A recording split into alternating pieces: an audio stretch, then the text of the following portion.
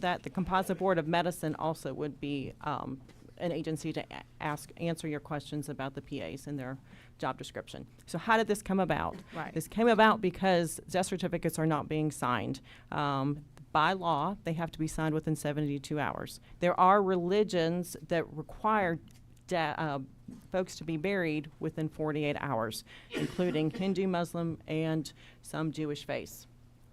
That's not happening. We have, in my practice, we have death certificates that come to our desk because other physicians won't sign them up to 6 weeks to 90 days out. They go through the list of primary care providers that have seen this patient. They end up finding my name, our physician's name, and they send that death certificate to us. The families do not get their benefits. Their Social Security stops. Their VA benefits stop. And the families are the ones that are bringing this to our attention, that the grief, the stress that they are experiencing because of delay in death certificates, it's traumatic. It shouldn't be happening. You're absolutely right. I'm in that business, so I do understand. That's right. I'm just curious to know exactly what triggered this, and so thank you for your response. And we're one of only 10 states that cannot sign these. one of 10. One of 10. Okay. Well, thank you. Representative Peasley. Well, thank you, Mr. Chairman. And just a couple of things I want to say. So on the issue of death certificates, I don't have a problem with that at all. Quite frankly, we've got in Chatham County, our coroner, who does plenty of them, as you might imagine, is a funeral director. All over the state, they're anything from paramedics to people with no experience whatsoever, and they're certainly doing those. So that doesn't concern me. The issue of, so I want to understand something you mentioned. Physicians are not signing orders. So I want to ask you about that. So first of all, let me say this. I did home care for decades. So I did home care, which does not require a physician's order, the same way it does for Medicare through home health. But in the old days, it did. And what I do recall is it took forever to get them back because they would stack up on the desk. And what I know completely is generally the nurses, and in this case, APRNs, are filling them out anyway. And they're stacking them up, and the doc comes in and signs them. Generally, I think that's the practice. That may not always be the practice, but that was my experience. It was very difficult to get them, and you would have to call and harass and go back and back and back. I will say this, that does keep people from getting services sooner than they could otherwise. That's my experience. But I want to ask you this, when you say physicians are not signing orders, you don't really mean they're not signing them. If they're not signing them, to be clear, that might suggest they don't think they're worthy of getting services, which indeed is what we want to know. If indeed somebody's not authorized for services, you're not suggesting they should get them, correct? So if not everybody qualifies for every benefit, correct? They should only get it if they meet the appropriate level of care and if they are worthy of getting those services, correct? That is correct. Okay, I want to make sure with what you describe, I want to make sure you describe, so help me to understand what you're saying in a better way. So a lot of this has to do with our Medicare patients that are being discharged from the hospital. Right? Okay. The hospital list determines that home health services are needed and required. Within 7 days, that patient needs to see a primary care physician or provider to certify and make sure that they do qualify for the services that are being ordered. So I do have experts here that I can bring up to further clarify the issue with these orders not being signed and the delay in care and what they're doing to make sure these patients are taken care of. That would be helpful because I Okay. want to understand, you don't, there may be a physician that says this is not an When appropriate. you're called upon, we're not bringing them Oh, up. I'm sorry. You know, I'm there sorry. may be a physician that doesn't want to sign it because he may say, no, I'm not authorizing these services. That's perfectly appropriate, if indeed he disagrees, correct? Correct. Okay, so I just want to make sure we clarify that. Beyond that, I think you understand experientially where I stand on the issue. Thank you, Mr. Chairman. Thank you. Who do we have? Representative Knight? You on? Just a clarification, and this is probably more on the death certificate. Are they not signing death certificates? And I'm trying to understand that. And maybe I know if someone were to pass away in a hospital or a medical facility, you know, there's probably going to be a doctor there. Where is this not happening that they're not signing off on a death certificate? It's happening in several places, and I can speak to my area of practice, which is geriatrics. We have patients that are dying in the assisted living quietly in the night. They're found several hours later. They are sent to the emergency room. Sometimes the emergency room will pronounce them, sometimes they won't. A death that's not on hospice care in an assisted living is an automatic state reportable and a coroner's case. They'll call EMS, the coroner will say yes or no. Then we have to figure out who's going to sign the death certificate. A lot of the primary care physicians are not signing these. They do not feel comfortable that they have not seen them in a timely manner and cannot justify the cause of death. If we're in these assisted livings, we're seeing them weekly, if not every 4 to 6 weeks. We're very comfortable, we're very competent within our scope of practice. This is not expanding our scope, within our scope of practice, to go back through the medical history, know those underlying disease states, those chronic care issues of why they died, what led to their death, and can very competently complete that death certificate. What? Chairman Newton. Thank you. A couple things. One thing you mentioned, you said that they're not, these APRNs would not be part of a home health agency. Is there a particular line in the bill that prohibits a home health agency having an employee who's an APRN who could write these orders? No, sir, that was just a point of clarification. So they could be the employee of the home health industry or whatever. No, right? they cannot. They cannot. They cannot be an employee of a home health industry to certify or sign these orders. I'm sorry, that was the line in the bill I was looking for, or is that somewhere they just? Sorry. Well, you have to. Well, I'll go on. I'm sorry. Just a couple of things that you said. I was looking on line 32. It talks about the written plan of care written by a physician. You mentioned that sometimes the physicians haven't seen them. I think that's the goal of having the physician involved in it as a team effort that we've been advocates for, is that they would be involved. I guess the last 3 items I've noticed are 3 things. I don't know how long you were a nurse before you became a nurse practitioner, but a lot of times experienced ones had a lot of time as a nurse, a lot of clinical time, then went back. We're seeing more and more that nurse practitioners sometimes are going right to an online school right out of nursing school, maybe even before they have their first job. So that's going on. We've got an ease of electronic health records, makes it actually a lot easier to review these patients. Very, very complex patients with multiple comorbidities are going on. So we've got an ease of signing these orders. We've got probably average less experience in a nurse practitioner now than it was 10 or 15 years ago. And finally, the patients are just a lot sicker on home health care than they used to be. Hospitals are discharging individuals sooner and sooner. Families aren't wanting to put them in a skilled nursing facility, even though they may need that level because of the risk, all the problems from COVID and the public health emergency, where a whole lot of things were decided that didn't turn out to be a great idea. I just think at this point, while the death certificate, kind of understand the assistance of a teamwork approach on that and being able to delegate that, I got to tell you, I don't really see that that it's the appropriate time with some of our sickest, most medically fragile, and most complex patients to have a team approach that just delegates it once for all. Every home health patient isn't the same. Y'all know that better than I do. But I think that's why we actually need to encourage the primary care physicians. By the way, Jesse, you said he. I can tell you a majority of them are she right now, that are leading this team with a much different level of experience. And I think taking her out of the equation right now would not be a right step as we're seeing those sicker and sicker patients. We're not Mr. Chairman, taking the perfect time. I'd like physician to move out. we table Yeah. it.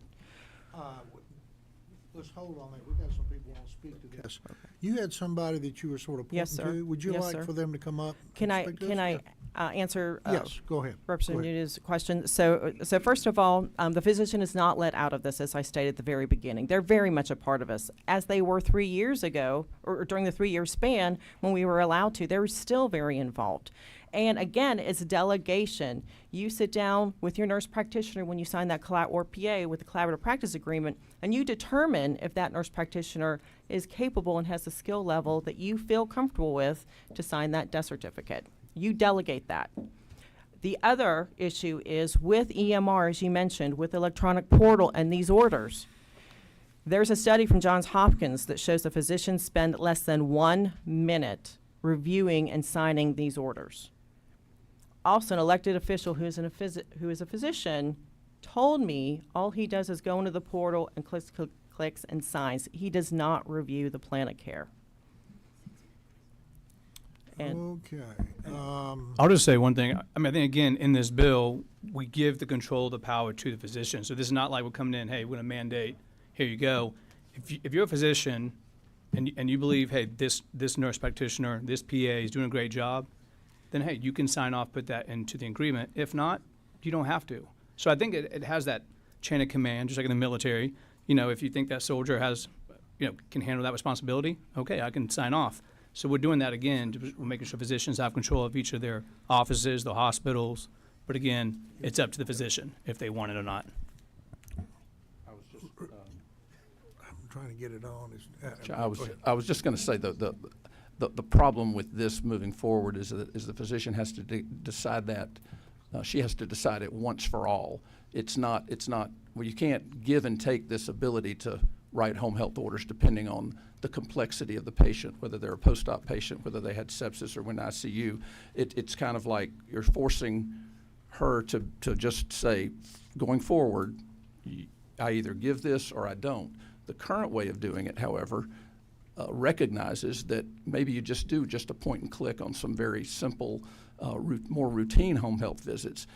And if this one's more complex, you may want to look at it a lot more carefully and put some additional things in by making it decide at the beginning of employment going forward for all home health orders. That's the problem I have with it. It loses the individuality of the incredibly complex and sometimes fragile patients and leaves them out there to where a decision had to be made using an average patient, which is not the way we approach patients. I know you don't either, but at the same time, I think keeping it in a team approach can be incredibly helpful for the patient. Representative Sharper. Thank you, Chairman. I just got a quick question for you. As I look at, everything and listen to it, now tell me the APRNs and also the physician's assistants, is this something in their scope of practice right now? yes, sir. Everything that we're talking about? Yes, sir. All We right. manage these chronically ill patients when they are not on home health. We're Okay. still managing them. Okay, and they're able to do the death certificates, sign the death certificates now? No, sir, we cannot. Okay. All right. I mean, because that's the biggest thing I'm looking at. Basically, even though they were able to do it over those few years, the way it was, kind of all out of their scope of practice, now basically y'all are wanting to say, okay, we didn't do it before, we did it the 3 years, but since we did it for the 3 years, we want to start doing it again. It's basically is what it's saying, to basically have it part of the scope of practice that really wasn't a part of the scope of practice, or to sign the death certificates and things, right? And the 3 years with the CARES Act is only for the home health certifications. The death certificates were not part of the CARES Act. And this is to our scope of practice. We're very educated. We're able to do this. And Medicare said that we were able to do this. I tell you what, we're running out of time. I would like to hear from Dr. Is it Litchenfield? Is he still here, or she? Would you like to come up to the second mic there on this end? I probably slaughtered your name, so I apologize. That's okay, Dr. Chair. Litchenfield?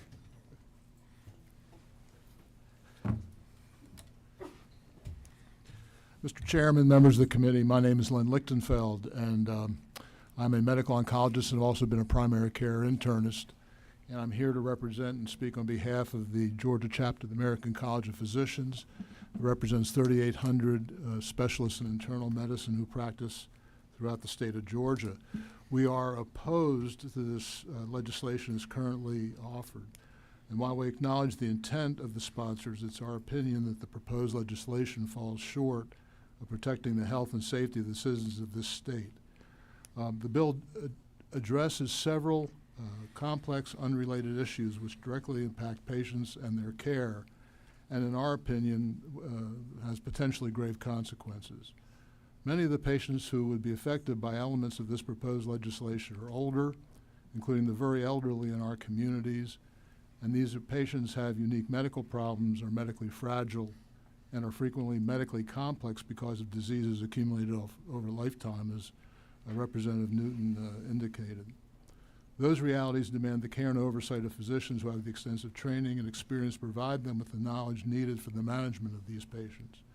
Unfortunately, advanced practice providers are not adequately trained to be the sole provider and arbiter to manage the care of these patients, whether that care be offered in the home or skilled facility.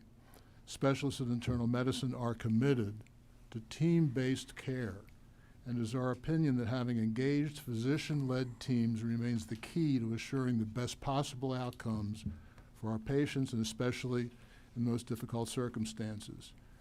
Similarly, making certain that a death certificate is timely and accurate is more important than most people realize. It is not simply a matter of saying someone has passed. This death certificate becomes an official document that is used by multiple agencies for a variety of purposes, and it must be as accurate as possible to meet the needs and expectations of these agencies. Once again, the breadth and skill and knowledge of a physician is as important in determining the complex causes of death as it is to maintain the health of someone's multiple medical needs. Finally, with respect to the section on impaired health professionals, we are concerned with whether the expanded authority includes physicians whose professional licensure is the responsibility of the Georgia Composite Board. As you're aware, the board, along with medical organizations, has created programs to meet the needs of impaired physicians, and removing that responsibility or otherwise diluting it would likely have significant unintended consequences. We request the section be carefully reviewed to establish appropriate guidance to the relative professional boards to avoid disruption and confusion regarding this critically important service. And the Georgia chapter of the American College of Physicians appreciates the opportunity to share our thoughts and remain available to answer any questions. Can I just add one brief comment? If I'm a little bit emotional about this topic, we recently went through a very difficult situation with an illness and death in our family. Much of that care, and I want to make something very, very clear. We have an incredible amount of respect for, as I referred to, team-based care with physician's assistants and advanced practice nurses. Don't want to get into all the details, but we have members of the profession in our family. A very close member of my family has been cared for primarily under the direction of a nurse practitioner in an intensive care unit who also had very close physician oversight of the care that's being provided. And that care was excellent. And that family member survived as a result of that team-based care. The more recent episode happened where, unfortunately, a lot of the care was again delivered in another hospital by nurse practitioners. And this is not to slight the nurse practitioners providing that care, because there were potentially other problems as well. We need to have effective, team-based communication to make sure that the people we're caring for, who, as mentioned by Dr. Newton, can be critically complex. They're the elderly, and some of them are the eldest of the elderly. They are complicated, and having experienced what can happen, and unfortunately negatively experienced what can happen, has seared in. My wife and I are both physicians. We've both been advocates. We've both been involved in state legislative activities. We have a great deal of respect for several members we have personal relationships with in this body. But it was a devastating experience. And the person involved was complicated, seriously ill, and unfortunately not properly tended to, in our opinion. We need team-based care, and reducing the requirements for that, anything to suggest that that team does not have to exist or can be bypassed or be otherwise, I don't know what the right word is, but ignored, would be detrimental to the care of many of the citizens, including our most vulnerable here in our cities and in our rural communities. So on a personal note, I speak in opposition, the college speaks in opposition, and I appreciate your time and attention and your willingness to listen to my personal comments as well. Thank you. Thank you very much. Let me tell you the posture we're in. I've got a bill, CON, Chairman Parrish's bill, that needs to go to the clerk's office. So this is where we are. I know other people came from a long distance. If you want to have everybody speak, I respect that, but we'll have to go to a hearing only so I can release her to go downstairs. Our other choice is go ahead and move the bill or hear a motion. You're the author. What would you like to do? Yeah, I mean, I would like to, if someone would like to make a motion, I think just to simply say, I think a little bit of the talk against is like, this is the first time this legislation has been dropped in the nation. The overwhelming majority of states have passed this. I haven't seen anything substantial, or anything negative that has been hurting healthcare.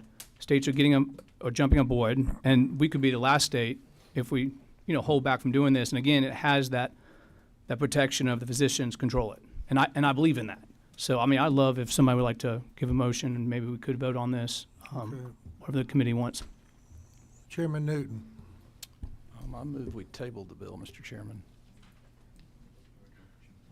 Second. Okay. Tabling takes precedence over all motions. All those in favor of the table, say aye. Aye. All those opposed? No. Let's show of hands. All those in favor to table? 1, 2, 3, 4, 5, 6. All those opposed? 1, 2, 3, 4, 5, 6. We got 6. You got 7?